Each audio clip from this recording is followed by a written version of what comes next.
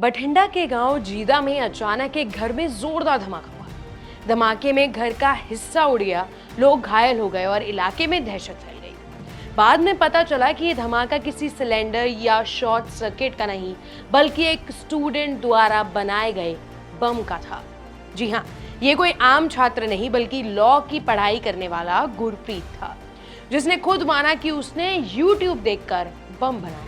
जिसके बाद गुरप्रीत ने पूछताछ में साफ कहा कि उसने 9 सितंबर को कठुआ में सेना के कैंप पर हमला करने की योजना रखी थी, लेकिन उसी दिन भारी बारिश हो गई और वहां वो नहीं पहुंच सका। अगले दिन 10 सितंबर को उसके घर में बना बम खुद ही फट गया और वो खुद बहुत बुरी तरीके से घायल हो गया।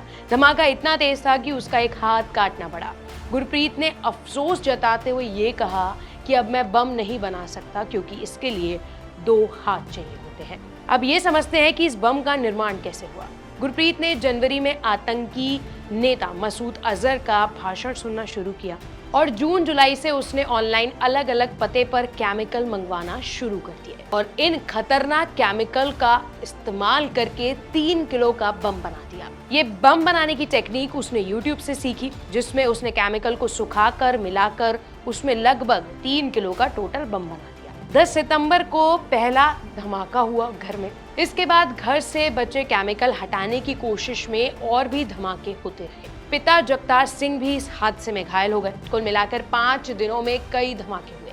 खतरे को देखते हुए आसपास के 4 घर को खाली करा दिया गया है और जालंधर में बम निरोधक यानी कि बॉम्ब डिस्पोजल स्क्वाड बुलाया गया है। गुरप्रीत का कहना था कि 2 किलो का बम जो है वो 10 फीट तक का नुकसान करता है, जबकि उसने जो 3 किलो का बम बनाया था वो 20 से 25 फीट तक की तबाही मचा सकता है।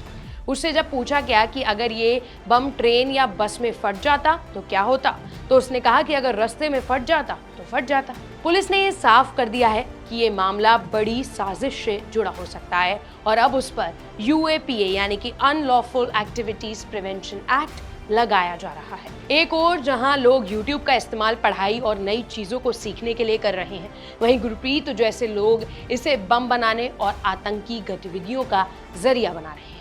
ये घटना सिर्फ बठिंडा या पंजाब के लिए नहीं बल्कि पूरी देश की सुरक्षा एजेंसियों के लिए एक बड़ा अलार्म है। ऐसी और खबरों के लिए और अपडेट्स के लिए बने रहिए India.com के साथ।